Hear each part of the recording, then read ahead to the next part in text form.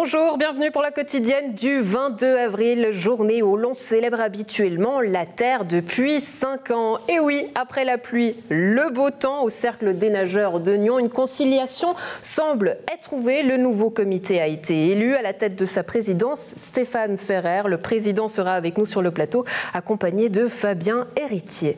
Ensuite, on s'intéresse à la municipalité nyonnaise puisque l'heure du bilan a sonné. Retour sur cette législature 2016-2021 avec le syndic Daniel Rossella. On passe ensuite à une page sportive avec le Nyon basket féminin qui s'est malheureusement incliné face à Hélios et s'est fait éliminer des playoffs le 9 avril dernier. Retour sur cette saison en demi-teinte en compagnie d'Alexandre Caporal. Ensuite, on ouvre la page culture, bien sûr, avec Madame. L'artiste nyonnaise a enregistré son dernier clip pour son prochain album. Ça s'appelle Rappel, un cri du cœur qu'elle partage sur scène avec d'autres artistes.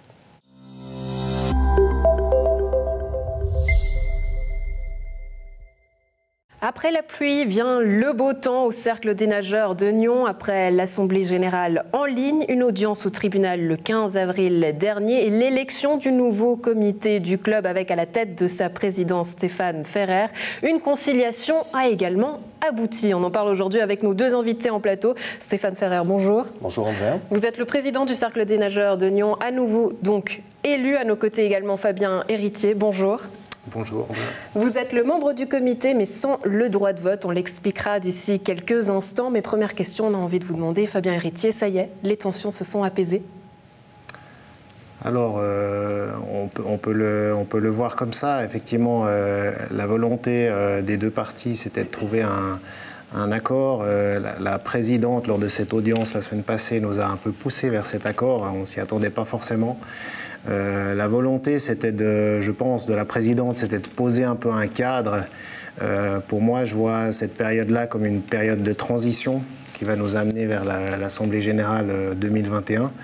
Et la volonté était de poser un cadre de collaboration pour tenter de travailler ensemble et de voir quelles étaient les collaborations possibles. Oui, alors Stéphane Ferrer, forcément, l'objectif, c'est que le club aille de l'avant. Aujourd'hui, vous entendez ce que Fabien Héritier vous dit. Il y a forcément des leçons à tirer, tant d'une part et d'autre. Qu'est-ce que vous retenez de tout ça? Dans un mal, il y a toujours un bien. Donc effectivement, depuis ces derniers mois, il y a eu toutes les tensions que vous avez connues avec tous les problèmes collatéraux que cela a pu engendrer pour le club. Donc je suis effectivement avec notre comité ravi que nous ayons pu trouver un terrain d'entente et à savoir d'avoir pu intégrer donc deux personnes du comité candidat que représente aujourd'hui ici Fabien et ça va nous permettre de pouvoir échanger, partager. Et je précise que ce n'est pas parce qu'ils n'ont pas le droit de vote qu'ils ne pourront pas participer pleinement et activement à l'ensemble de nos réunions de comité pour débattre et échanger, participer, développer. Et c'est ce que le Cercle des nageurs attend. Et je suis très heureux qu'on ait pu mettre un coup d'arrêt à cela pour avancer vers le positif. Alors justement, rejoignent ce comité, vous, Fabien Héritier, mais aussi Alain Bellini. Alors on l'a dit, vous n'avez pas le droit de vote, mais comment vous voyez votre rôle? Alors notre rôle, je pense que c'est, comme l'a dit un peu Stéphane, un rôle, on va dire, à part entière dans le comité. Après, il faudra aussi qu'on cadre quelles sont les missions qu'on peut prendre, mais notre rôle est aussi un peu de pouvoir constater comment tout cela fonctionne de l'intérieur. Nous, on a aussi envie de pouvoir toucher un certain nombre d'éléments de gestion et d'administratif de l'interne du club. Il y a tout un certain nombre d'éléments qu'on avait demandé à l'époque à M. Ferrer et son comité de pouvoir avoir ces informations. C'est aussi un moyen pour nous de pouvoir, on va dire, se faire une idée beaucoup plus précise du fonctionnement et de comment se passent les choses. À titre personnel, un de mes amis, Jelko Nikšević, qui est aussi dans ce comité, m'a déjà approché pour éventuellement travailler avec lui sur les nouveaux statuts du club. C'est une tâche. Ça, c'est quelque chose sur laquelle vous étiez justement d'accord, que cette refonte complète des statuts devait avoir lieu. Est-ce que vous pouvez nous en dire un mot, Stéphane Ferrer, sachant que ce sera aussi discuté lors de la prochaine Assemblée générale à l'automne 2021, je crois? Alors, comme vous avez pu le voir, il y a aussi le fait que ces statuts sont devenus obsolètes aujourd'hui, puisqu'ils datent de mars 2014 de mémoire. On était bien évidemment d'accord avec Fabien Héritier et son équipe sur le fait qu'il fallait changer et refondre l'ensemble de ces statuts. Donc, j'avais missionné en interne chez nous monsieur Jelko Niksevic, et effectivement, c'est un bon moyen avec Fabien et ses équipes de travailler là-dessus. Il y a un gros travail, un énorme travail qui ne va pas se faire en 2 jours. Et l'objectif, on n'en a pas encore discuté avec Fabien, mais je pense que ça serait de pouvoir le présenter à la prochaine Assemblée générale et de pouvoir le faire valider à ce moment-là. Fabien Héritier, le comité candidat à l'époque et surtout maintenant a également demandé un audit financier, même si un audit financier avait déjà été réalisé et transmis d'ailleurs à la ville de Nyon. Pourquoi ce choix-là ? Alors, il faut savoir que l'audit financier que la ville de Nyon, en fait c'est la ville de Nyon qui a réalisé cet audit financier, il portait sur 4 ou 5 points très précis qui concernent les subventions que la ville apporte au club. Et donc ce n'était pas du tout un audit financier complet des finances du club. Si bien que nous on a voulu absolument que cet audit puisse avoir lieu sur l'ensemble de la gestion du club. On a d'abord proposé que cet audit soit fait par un organe indépendant. Et pour nous, c'était important pour pas qu'il y ait ensuite des discussions sur le fait de ah voilà, c'est quelqu'un qui était de votre côté, qui a fait cet audit, etc. Mais ça a été refusé par Monsieur Ferrer. Donc la solution, on va dire, dans la conciliation qui a été trouvée, c'était que quelqu'un de l'interne du club fasse cet audit. Et puis elle a été nommée, et puis on espère qu'elle pourra très rapidement commencer son travail. Oui, et on précise qu'il n'y aura aucun coût financier pour le club. C'est ça. Oui, c'est-à-dire que, si vous me permettez, la base de l'audit qui a été diligentée par la ville a été indexée sur la norme 920. Donc il y a peut-être juste une précision, cet audit ne focalisait pas uniquement sur les subventions de la ville de Nyon, mais également sur les fonds de réserve, sur les profits qui ont énormément augmenté ces dernières années, également les répartitions des enfants, tous ces éléments-là. Et je précise que je n'ai pas refusé de faire un audit par le comité ou par une tierce personne. Le seul point, c'est que je ne voulais pas que ça soit pris en charge par le Cercle des nageurs de Nyon. Pourquoi ? Parce que nous estimons qu'il y a déjà eu des contrôles au compte par rapport à nos statuts, mais aussi par rapport à cet audit de la ville qui avait été diligenté en octobre dernier, qui a duré plus de 3 mois et demi, où nous avons remis notre grand livre comptable, tous les relevés bancaires, enfin tout ce qui touche à la finance de notre club. Et donc je voyais un peu malvenu d'intégrer encore quelques milliers de francs pour un audit qui... voilà, donc on n'a mis aucun frein là-dessus, mis à part le fait qu'on ne souhaitait pas le prendre en charge. Voilà. Stéphane Ferrer, suite à l'élection du comité et à cette conciliation, est-ce que vous avez eu un retour de la ville de Nyon ?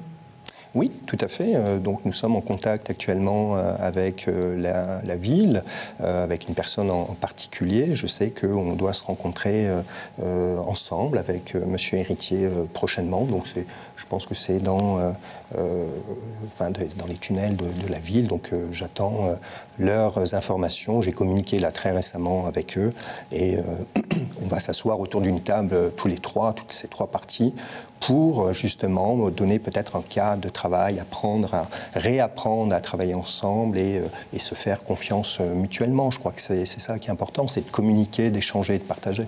Oui, il faudra forcément travailler autrement. Donc voilà, cette phase test, comme vous l'appelez, vous êtes très optimiste. Ça, c'est une bonne chose pour le club. Le but, c'est que les choses aillent de l'avant.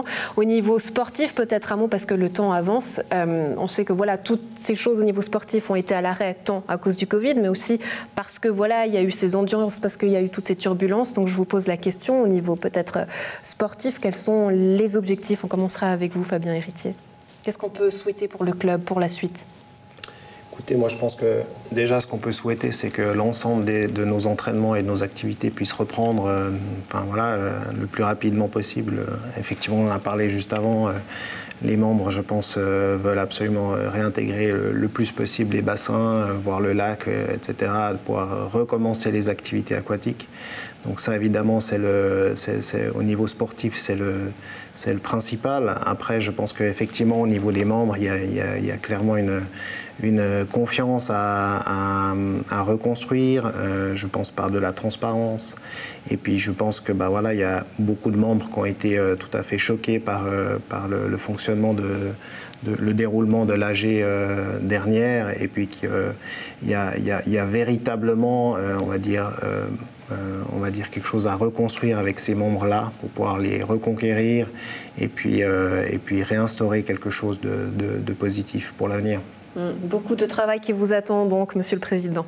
Écoutez, c'est déjà en place. Nous sommes déjà dans l'action depuis 10 jours, c'est-à-dire depuis le 16 avril, pour être très précis, donc au lendemain de cette audience au tribunal. Donc, on souhaite très fermement renforcer le groupe des masters, la partie des triathlons aussi. Et puis, nous travaillons actuellement, vous savez que ça fait 1 an qu'on travaille sur la mise en place d'une activité en eau libre. Donc là, on est en pleine consultation et dès le mois de mai, on va aussi en discuter avec l'ensemble du comité. Donc là, on est en train de tout travailler, mais tout ça sera en place dès mi-mai, je l'espère. Et effectivement, ce qu'ont besoin nos membres, c'est quoi, avant tout? C'est de faire du sport, c'est de faire des loisirs sportifs avec un dénominateur commun qui est l'eau.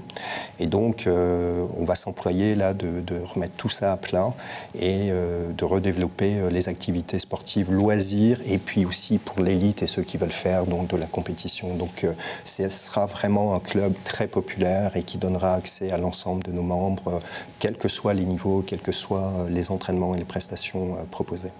Travailler ensemble pour mettre le club en avant. Stéphane Ferrer, Fabien Héritier, merci beaucoup d'avoir été avec nous. Très bonne journée à vous deux et puis longue vie au CNN. Merci. Merci.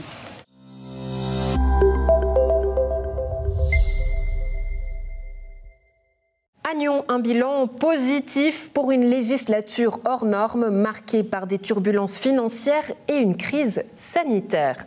Le syndic Daniel Rossella revient sur ses 5 années de législature au micro de Florian Cavalieri. Alors c'est avec un sentiment de satisfaction que la municipalité a fait ce document qui résume un peu tout ce qui a été fait dans cette législature avec peut-être 2 éléments quand même marquants. C'était les turbulences financières qui ont abouti à un référendum qui a refusé l'augmentation de la fiscalité et puis aussi bien sûr la crise sanitaire actuelle qui a modifié un certain nombre de choses. Et là on a quand même pu bien avancer sur un certain nombre de projets, notamment Colovray, l'usine à gaz, les écoles, les parcs. On a pu continuer dans une politique de la mobilité, aussi dans le domaine social. Donc il y a beaucoup de choses qui ont été faites. Et puis il y a quelques nouveaux projets qui ont pu être lancés. Alors justement, ces nouveaux projets, ces réussites de la municipalité, quelles sont-ils? Quelles sont-elles? Alors on a pu concrétiser quelques projets avec des aménagements dits intermédiaires qui sont plébiscités par la population, notamment le square Perton, la Grande Jetée, la gare. On a aussi pu lancer le projet de Colovray avec un crédit d'études qui a été accepté par le conseil communal, la rénovation de certains bâtiments dont le collège du centre-ville ou le complexe du Rocher. Donc il y a un certain nombre de choses qui sont faites. Il y a la concrétisation de l'usine à gaz qui devrait être inaugurée très, très prochainement. Donc un certain nombre d'infrastructures qui accompagnent le développement de la ville qui a dépassé les 22 000 habitants maintenant. Ça a été une législature historique avec évidemment la crise sanitaire du Covid. De quelle manière ça a impacté les travaux de la municipalité? Et qu'est-ce que vous en retirez comme bilan? C'est une évidence que la crise sanitaire a eu un impact sur la ville de Nyon, sur son administration et sur le travail des autorités. Je pense qu'on a plutôt bien géré, on a rapidement mis sur pied une cellule de crise, on a pu prendre des décisions aussi rapidement que nécessaire pour que toutes les prestations essentielles soient délivrées à la population. Et on a finalement eu assez peu de retard dans le développement de nos projets. Et on peut dire qu'à la fois pour les employés de l'administration comme pour la population, on a réussi à s'en sortir assez bien. On peut se donner plutôt une bonne note par rapport à la gestion de la crise sanitaire par les autorités nyonnaises. Enfin, il y a eu les élections avec un changement de majorité. Qu'est-ce que ça présage de la future municipalité? Les élections ont abouti à un constat. D'abord, un équilibre 50-50 au conseil communal, puis un changement de majorité à la municipalité. C'est certain que ça va probablement permettre de donner un nouvel élan à quelques projets. Mais il faut savoir qu'une municipalité n'est pas face à une feuille blanche. Il y a beaucoup de projets qui ont déjà été lancés. Les premières tâches de la nouvelle municipalité vont consister à concrétiser un certain nombre de projets qui ont déjà été lancés au cours de cette législature actuelle. Vous-même, vous restez syndic, le chef de l'exécutif nyonnais. Qu'est-ce que vous avez envie de particulièrement mettre en avant, apporter, voire développer pour cette future législature ? C'est clair que le projet de Perton et du cœur de ville va être prioritaire. C'est un projet qui va avoir le feu bleu. Toutes les forces politiques ont envie que ce projet se réalise et tous les membres de la municipalité actuelle et future sont d'accord qu'il y a une convergence vraiment des efforts qui doivent être faits pour qu'on concrétise ce projet.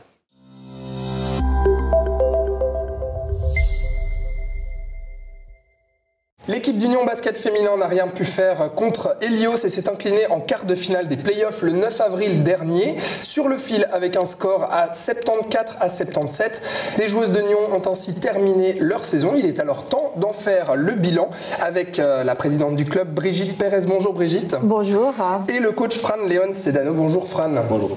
Bonjour à tous les deux. Alors parlons des derniers matchs et de cette élimination lors du deuxième match face aux Valaisannes d'Hélios en play-off. Donc pas trop frustré, Fran, de ne pas aller plus loin dans ce championnat? Frustré toujours, parce qu'on a été vraiment à côté. On a fait tout, les filles ont fait un effort extraordinaire. Ils ont fait tout correct. On a été jusqu'au bout. On a rêvé jusqu'au bout. Et à la fin, il y a des petites choses, des petites actions que ça marque la différence, que le match pouvait tomber d'un côté ou de l'autre. Et on a eu des petites situations à la fin qu'ils ont fait que les a gagné le match. Le plus important pour nous, c'est qu'on a réussi à rivaliser contre une équipe top 3 du championnat, avec notre équipe qui est jeune, qu'on a une philosophie de formation et qu'on essaie de grandir peu à peu.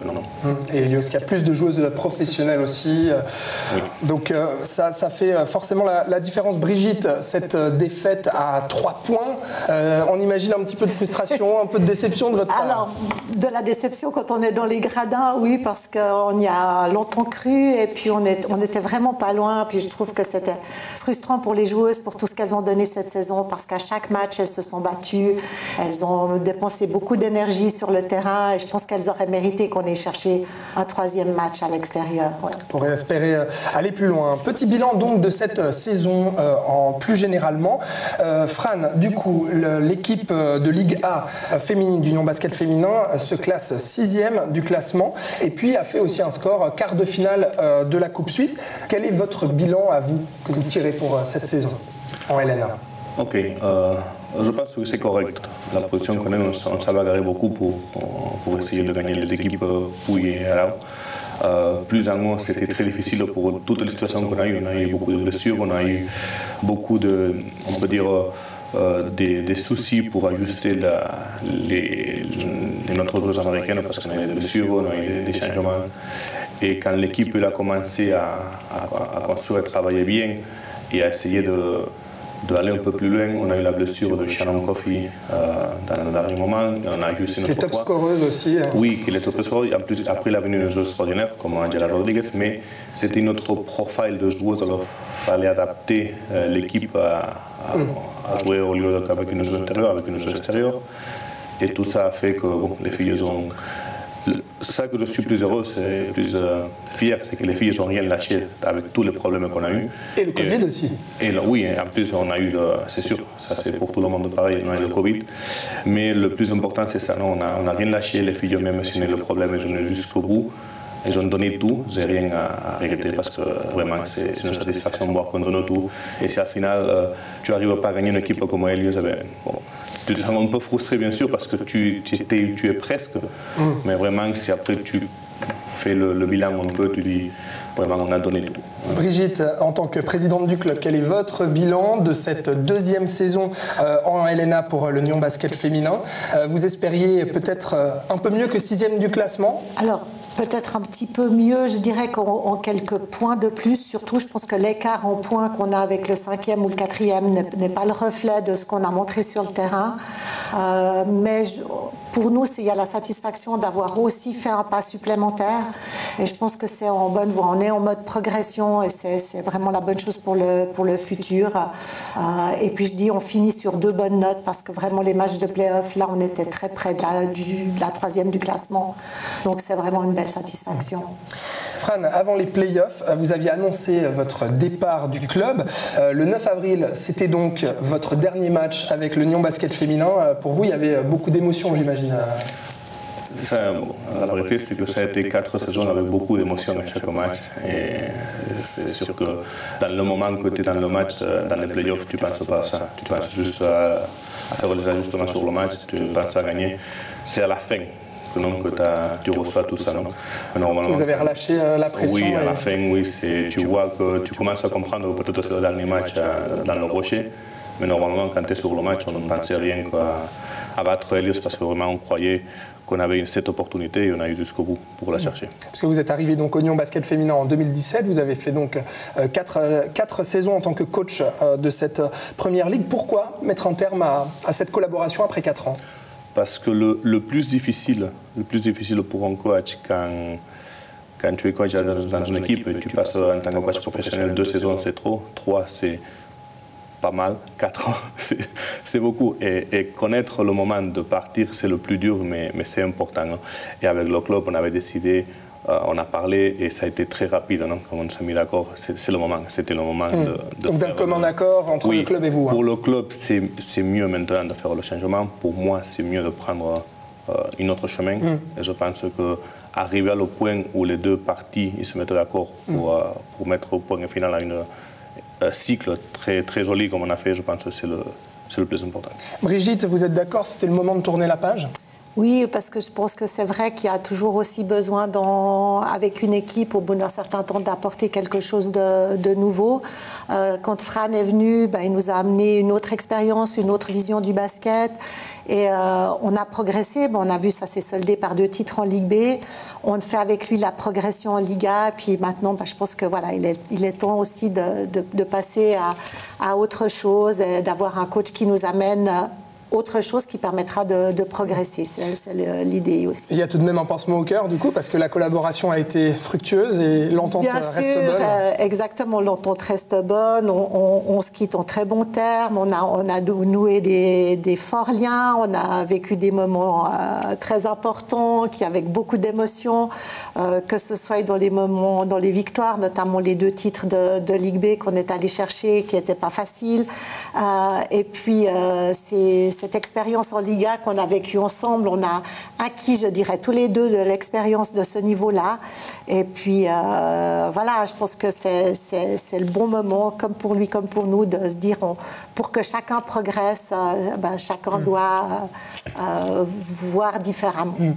Fran, vous avez déclaré dans le journal La Côte que vous étiez arrivé en 2017 un peu pour voir ce que donnait le basket suisse, parce qu'on rappelle, vous venez donc de Catalogne, et finalement, vous dites que vous êtes reparti, que vous repartez avec une famille à Nyon. Oui, bien sûr. Moi, j'arrivais ici en premier aussi parce que j'étais directeur technique avec Verso Basket. Et après, on avait parlé déjà, ça fait longtemps, avec Brigitte. Même avant d'arriver à le club, on avait parlé avant. Et il n'y avait pas eu cette opportunité. Et après, quand tu prends une saison, comme en tant que coach professionnel, tu ne penses jamais plus loin qu'une saison. Tu peux faire une saison et après on verra. Vous vous êtes attaché en fait? Oui, bien sûr. On parlait l'autre jour. C'est l'erreur. Non, tu te mets trop sentimental parce que vraiment les choses qu'on a vécues avec l'équipe et avec les filles, ça a été beaucoup d'émotions. Ça a été trop rapide. 4 saisons très rapides. Et vraiment, moi, je sens que j'ai une nouvelle famille ici à Nyon. Je suis très bien toujours à Nyon et j'espère pouvoir venir voir les matchs. Et encore beaucoup de succès pour l'équipe à le futur. Quelle est la suite pour vous, Fran Leon Sedano? Retour en Espagne ou bien vous restez en Suisse? Qu'est-ce que vous planifiez? Bon, encore, c'est trop tôt encore, mais je pense qu'il y a la possibilité de retourner en Espagne, sûr, mais il y a aussi ça fait pas longtemps, il y a aussi la possibilité de rester en Suisse. Alors, il faudra voir maintenant avec du calme. Vous êtes en discussion avec d'autres clubs, c'est ça? On est en discussion, on en parle avec tout le monde. Alors, Et de votre côté, Brigitte Pérez, du côté du club d'Union Basket Féminin, il va falloir trouver un successeur à Fran Leon Sedano. Oui, Où vous en êtes en ce moment? On s'y attelle, donc on est en train d'avoir des entretiens avec des coachs pour voir ce qu'ils peuvent apporter, parce que le but maintenant pour le club, c'est de capitaliser sur nos 2 ans d'expérience en Liga, c'est de trouver un coach qui pourra donner un nouveau palier aux joueuses, et puis pour nous aussi, c'est d'engager un directeur technique jeunesse différent, parce qu'il ne faut pas qu'on oublie, on parle beaucoup de la Liga, mais on a un mouvement jeunesse bien présent, et puis il faut qu'on puisse le consolider et amener nos meilleurs talents à pouvoir intégrer un jour cette première division en Suisse. C'est important pour le club. L'objectif pour la prochaine saison, c'est quoi? Alors l'objectif, écoutez, on a fait 8e, 6e, maintenant on aimerait être dans les 4 premières. Ouais. Hein, voilà. L'objectif, c'est le top 4. L'objectif, c'est le top 4, oui. D'accord, très bien. C'est tout le mal qu'on souhaite à l'équipe d'Union Basket Féminin. Merci beaucoup Brigitte Pérez d'avoir été avec nous. Longue vie au club et puis longue vie à vous, Fran Leon Sedano aussi. Alors en Suisse ou en Espagne, on verra où est-ce qu'on vous revoit. On espère vous revoir bientôt en tout cas. Merci beaucoup à tous les deux d'avoir été avec nous sur New Region Télévision. Merci. Merci.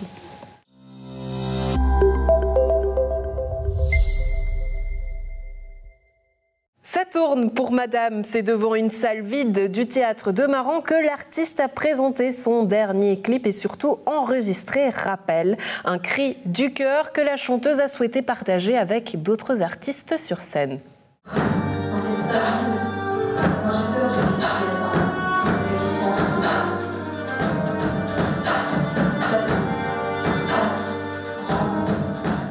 Aujourd'hui, j'ai envie de dire qu'on célèbre quelque part la sortie de la chanson. Mais ce n'est pas vraiment une célébration, c'est beaucoup de travail. C'est une journée de tournage, c'est très intense.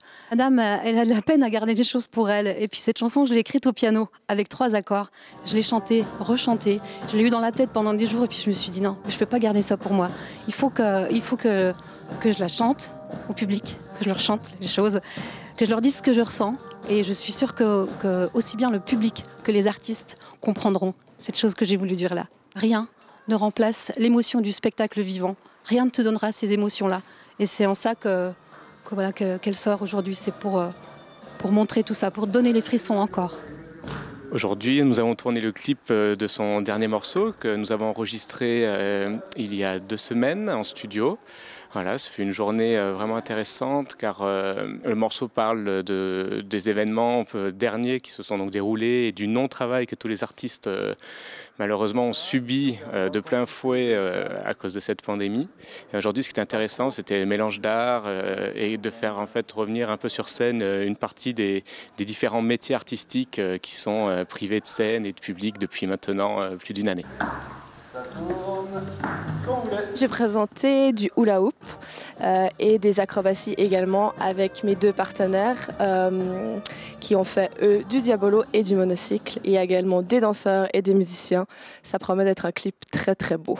Pour moi, symboliquement, d'être tous sur scène, tous invités par cette magnifique artiste, c'est hyper touchant parce que c'est vrai que c'est pas une période facile, ça a été compliqué, ça a été 1 année et demie quasiment sans scène, sans plateau, sans public et pour moi cette chanson elle représente tout ce qui nous a manqué pendant cette période. On a préparé donc avec Mathieu Karcher le morceau et au final on s'est dit ce serait bien d'avoir un peu de joie, d'où un peu ce refrain un peu disco funk et puis ce côté un peu rap slam comme un cri du cœur pour dire voilà, maintenant ça suffit, on aimerait bien tous recommencer, on a envie de vivre. Et c'est vrai que le travail rythmique et harmonique a été vraiment de trouver une espèce d'imbrication qui reflète un peu tout ce qu'on vit depuis 1 année. C'est beaucoup d'émotions. C'est beaucoup d'émotions. J'ai un retour en arrière sur le vernissage du premier album qui aurait dû se faire il y a un peu plus d'1 année maintenant. Et j'avoue que les premiers pas sur cette scène du théâtre de Nyon, du théâtre de Maran, j'ai eu un petit peu le cœur serré, mais en même temps très très heureuse de pouvoir passer ce message à travers ma chanson. Forcément, on est toujours content de monter sur scène. Maintenant, peut-être cet état de manque, ce besoin de se dire ça serait bien de relancer un peu ces festivités, ces joies, pouvoir transmettre une émotion au public. On se rend compte qu'on est un peu tous dans le même bateau. Alors, d'une certaine manière, ça fait du bien au moral. Ensuite, toujours de pouvoir travailler avec d'autres, on va dire, créneaux artistiques comme la danse ou l'art du cirque. C'est toujours assez intéressant au niveau de l'interactivité, des rencontres humaines. Je suis vraiment très heureuse du travail qu'on a présenté aujourd'hui. Je pense que le rendu va être très beau. C'est un beau mélange. Tout le monde a bien été mis en valeur et tout le monde a fait un super travail.